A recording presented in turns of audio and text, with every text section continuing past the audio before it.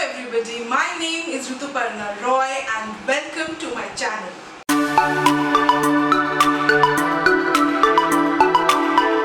I am so happy and so excited to be here and to be shooting this video after I think a gap of almost 2-3 months. So if you are new to my channel, then you have probably observed or not observed that at the end of every month I do a what I read in that month, and it's like a recap of all the books, a small mini reviews you can say, and just catching up with you guys like what has been going on reading wise in my life. So after the month of February, I have not really shot any what I read in a month video. The reason for that is in the month of March I shifted from Bhopal, Madhya Pradesh to Kolkata, West Bengal, and because of that there was not really an opportunity to read as much. The month of March and April were largely devoted to setting up the place, getting into a routine, and it's very energy consuming, time consuming, all of that. So I thought like let's do a video now since I have read a few books, and it will be good to get back into the rhythm, and yeah, so here I am. So today I'm going to be talking about the 8 books which I have read in the past 2-3 months. I am not talking about some other books which are a part of the reading challenge which I have done. If you have not watched that video, I'll link it here for you. I read 10 books in the period of 7 days, and you should definitely check it out. A lot of interesting things there. So I'll start with the 3 books which I do not have in physical copy with me. The first one is The Unlikely Pilgrimage of Harold Frye. This book I have currently lent to my father and he's reading it.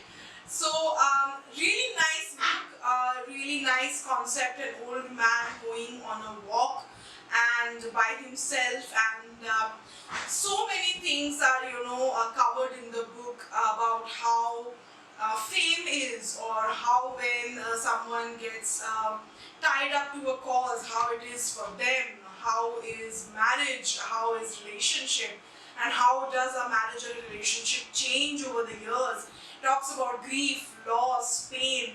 I think really nicely written. It's a little slow read, so you will have to take it a little slow. It picks up its pace by the time it reaches almost kind of the middle of the book, when all the interesting things start happening. But yeah, really enjoyed it. Big thumbs up from my side, and 8 out of 10. The second book, which is again known to somebody, is Tales of the Beadle and Bard. I picked up this book from the Kolkata book fair in March, and I just completely devoured it in one sitting.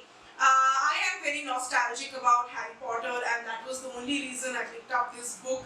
And really nice to go through all the stories that we have heard here and there, watched in the movies or read in the books. Yeah, I really enjoyed it, and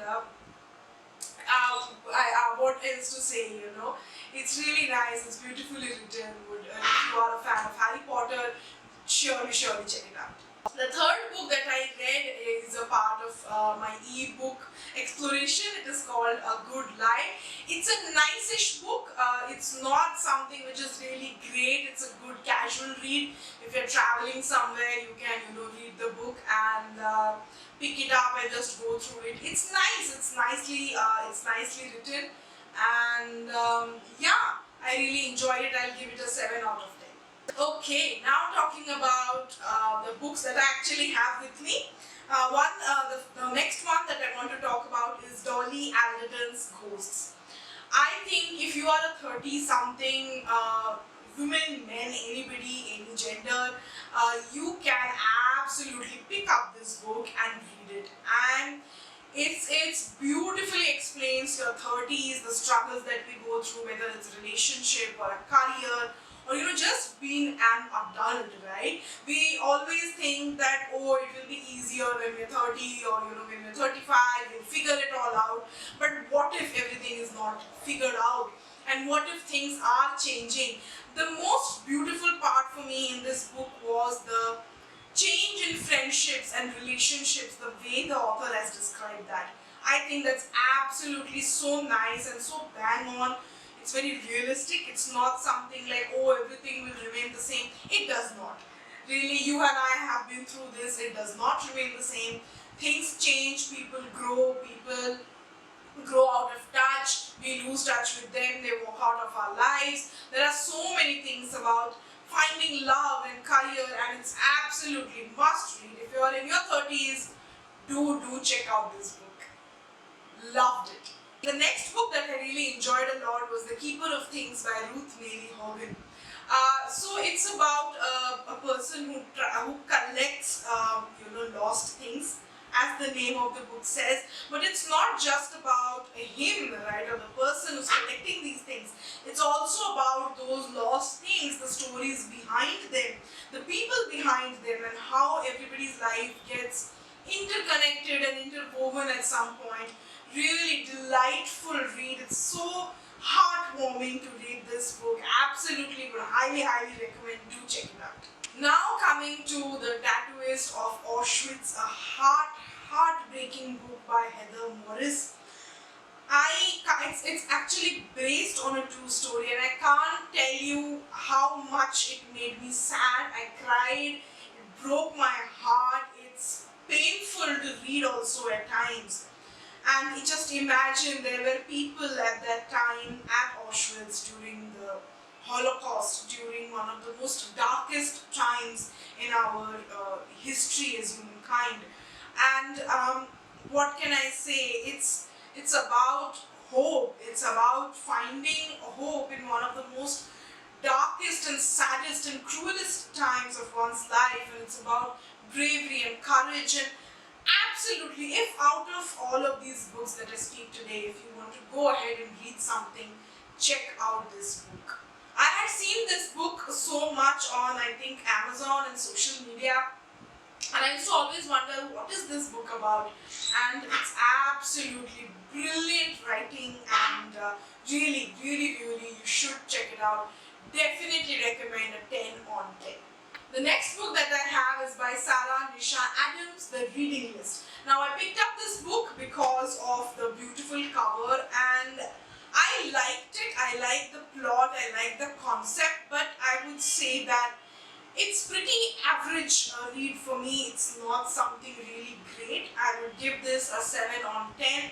I liked how she has picked up a lot of topics like grief and pain, and then interwoven them with books and stories and characters and the things we face in daily lives, and how libraries and books and friends and companionship can help us overcome those. But I don't know, something was it's just very average for me. That's all I would like to say. It's a big book, as you can see, but still a very average read, maybe a 7 out of 10. The next book that I'm going to talk about is this, The Silent Patient. I have again loaned this book to someone and did not remember. So The Silent Patient is about, it's a thriller, it's a crime thriller, and people have been really about 50-50 about this one. Some really liked it, some did not really like it. I liked it, I enjoyed it. The author has been able to keep up the thrill and the mystery up until the last page. It's an absolute page turner, really enjoyed it, and absolute 8 out of 10 for me. So these were all the books that I have read in the past few months. What have you guys been up to reading wise? Drop your suggestions. What are you reading currently? Drop them down in the chat box. Let's get chatting and let's swap some book suggestions. You guys can suggest me some books, and I will see you again. Till then, take care, stay happy, stay healthy, stay safe. Bye.